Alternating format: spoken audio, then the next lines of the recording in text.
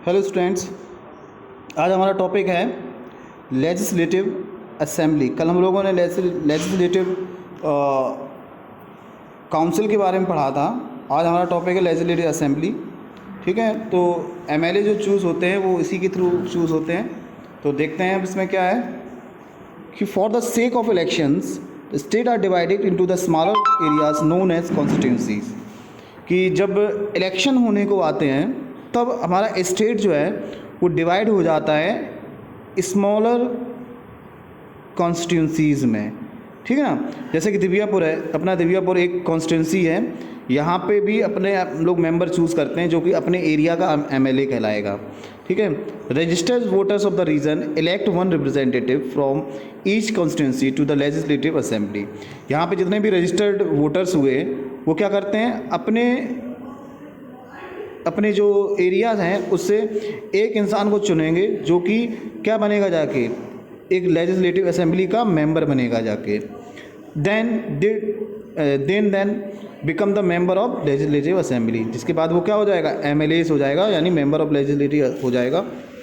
कि these MLAs belong to the different political parties, है ना। ये एमएलएस जो होते हैं अलग अलग पॉलिटिकल पार्टी से भी हो सकते हैं। The number of the seat is the legislative assembly depend on the population of the state. कि अब स्टेट में कितनी ज़्यादा लेजिस्लेटिव असेंबली में जो सीट्स होंगी वो डिपेंड करती हैं कि उस स्टेट की पॉपुलेशन कितनी है। ठीक है, ज़्यादा बड़ा स्टेट होगा तो वहाँ पे लेजिस्लेटिव असेंबली में वहाँ पे सीट की संख्या भी ज़्यादा होगी। अगर छोटा स्टेट होगा तो वो वहाँ पे सीट्स कम होंगी। लेकिन इनकी भी एक क्राइटेरिया है। The constitution define that should not be more than 500 और लेस देन 60। कॉन्स्टिट्यूशन में ये चीज़ साफ बिल्कुल क्लियर है कि किसी भी स्टेट में 500 से ज़्यादा सीट्स नहीं होनी चाहिए और 60 से कम भी नहीं होनी चाहिए।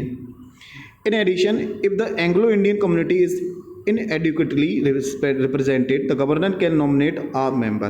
अगर कोई केस में एंग्लो इंडियन कम्युनिटी से कोई आता है तो गवर्नमेंट उसको अलग से गवर्नर जो है उसको अलग से नॉमिनेट करके लेजिस्लेटिव असेंबली का मेंबर बना सकता है। ठीक है, इसके बाद देखते हैं the political parties that wins more than half of the constituency in the election it's said to be the majority. अब देखो कौन सी पॉलिटिकल पार्टी जीतती है। ऐसी पॉलिटिकल पार्टी जो आधे से ज़्यादा सीट जीत जाए, यानी रिप्रेजेंटेटिव जीत जाए, तो वो कह सकते हैं इलेक्शन जीत गई। जैसे कि इंडिया में मान लो अपना ही स्टेट मान लो अपने स्टेट में 500 सीट्स हैं। ठीक है, अब पार्टी ए जो है वो लगभग 250 से ज़्यादा जीत गई, मतलब 250 जीत गई, तो कह सकते हैं कि यही पार्टी मेजॉरिटी में है और यही अपनी सरकार बनाएगी। क्लियर? ठीक है, और पार्टी बी सी इनको कम मिले हैं, किसी को 100 मिले हैं, किसी को 150 मिले हैं, तो अलग अलग पार्टीज़ को अलग अलग मेंबर्स मिलते हैं। ठीक है, और ये 252 क्या हैं, ये मेंबर हैं, जीते हुए मेंबर्स हैं, तो इनकी सीट रिजर्व हो गई, तो ये सीट 252 हो गई, तो ये पार्टी मेजॉरिटी में हो गई और यही अपनी गवर्नमेंट बनाएगी।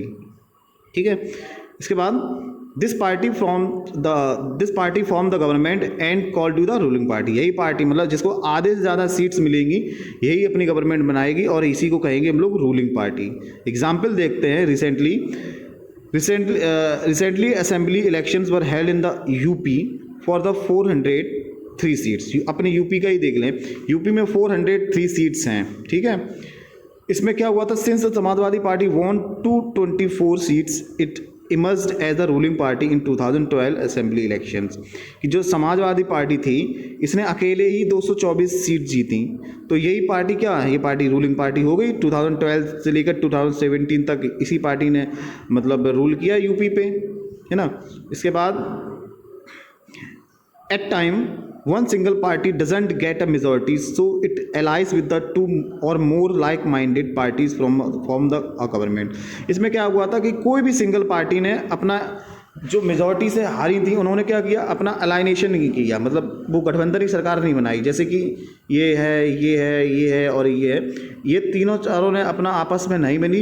अगर ये मिल सकती थी तो शायद इनसे सीट ज़्यादा होती तो वो अपनी सरकार बना सकती थी, लेकिन किसी पार्टी ने अलाइनेशन नहीं किया, गठबंधन नहीं किया। ठीक है, इसके बाद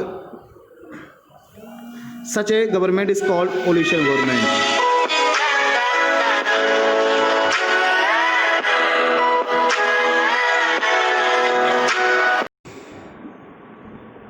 इसके बाद देखते हैं at time one single party is, यहाँ तो हो चुका था।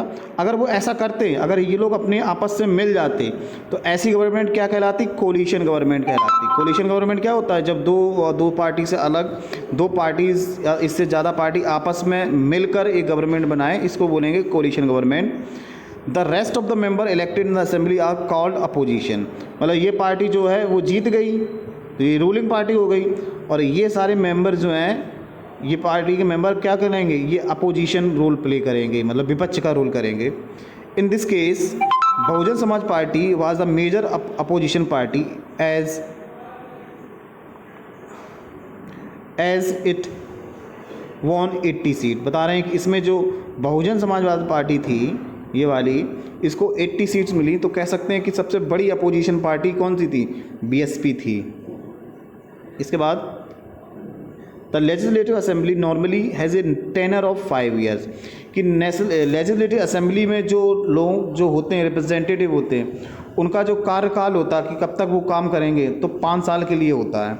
एमएलसी का 6 साल का होता है, हमने देखा भी था पहले। However under the special circumstances it can be dissolve earlier. कुछ भी अगर स्पेशल हालात बन रहे हैं, सर्कमस्टांसेस बन रहे हैं, कंडीशंस बन रही हैं, तो इनको पहले भी हटाया जा सकता है 5 साल से पहले। All meeting of the legislative assembly are presided over by the speaker on his absence by the deputy speaker. कि जितनी भी लेजिस्लेटिव असेंबली होती हैं उसके जो प्रेसिडेंट होते हैं, मतलब उनका जो हेड होता है वो स्पीकर होता है, जो बीचों बीच बैठा होता है, ठीक है, स्पीकर होता है। और अगर वो एब्सेंस है तो उसकी जगह डिप्टी स्पीकर काम करेगा। Beside taking votes on issues, the speaker or the duty speaker maintain order in the house। कि हालांकि इनको जो स्पीकर्स होते हैं इनको कोई वोट वगैरह नहीं मिलते, लेकिन ये अपना मेंटेनेंस करते हैं हाउस को। मतलब ज़्यादा देखते हैं अक्सर लड़ाई वगैरह हो जाती, झगड़ा हो जाता है असेंबली टाइम, तो ये स्पीकर ही कंट्रोल करते हैं।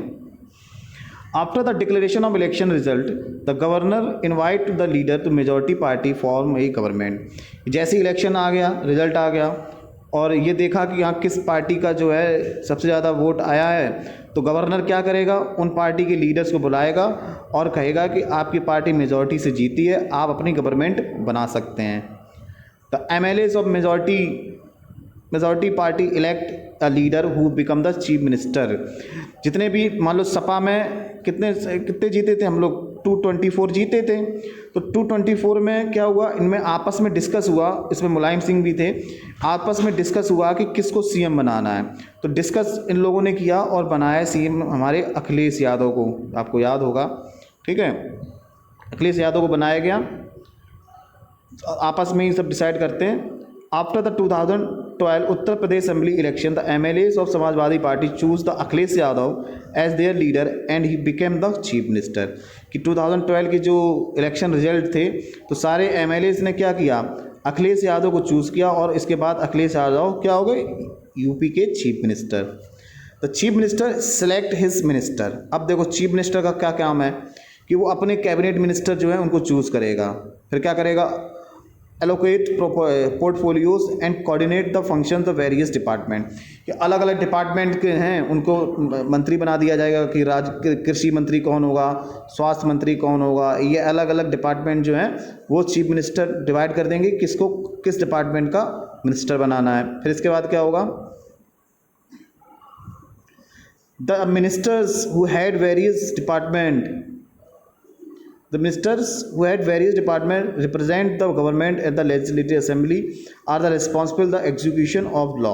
कि अलग अलग डिपार्टमेंट के जो मिनिस्टर्स होते हैं उन वो अपना अपना प्रेजेंटेशन दिखाएंगे। कब? जब लेजिस्लेटिव असेंबली होगी तब उनको जाना पड़ेगा और बताना पड़ेगा कि वो नियम कानून से कैसे अपने काम कर रहे हैं जो उनको डिपार्टमेंट उनको दिया गया है। The chief minister and other minister are collectively responsible for running affairs of the government efficiently. कि चीफ मिनिस्टर हुए और अलग क्या हुए जो मिनिस्टर्स होते हैं वो क्या होते हैं? वो सारे रिस्पॉन्सिबल होते हैं डिफरेंट टाइप के जो अफेयर्स हुए, जो मामले होते हैं, उनकी जिम्मेदारी चीफ मिनिस्टर पे होती है और मिनिस्टर्स पे होती है, वो अपने अपने काम के अकॉर्डिंग काम करें। इसके बाद